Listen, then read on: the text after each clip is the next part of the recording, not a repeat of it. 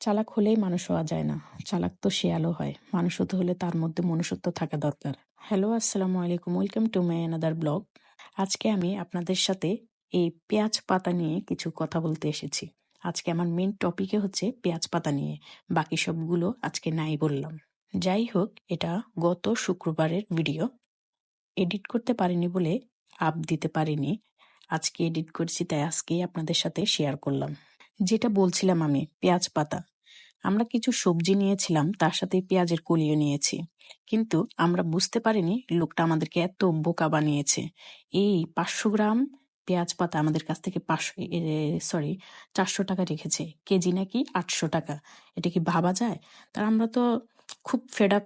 কি ব্যাপার, এত এত দাম? হতে পারে 100, 150, 200 টাকা হতে পারে, এর জন্য এত দাম?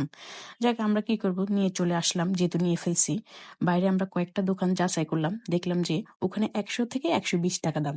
তাহলে দেখেন, বেশ কয়েকটা দোকানই আমরা যাচাই করছি। কেউ কেউ আমাকে 70 টাকা দিতেও রাজি হয়ে গেছে।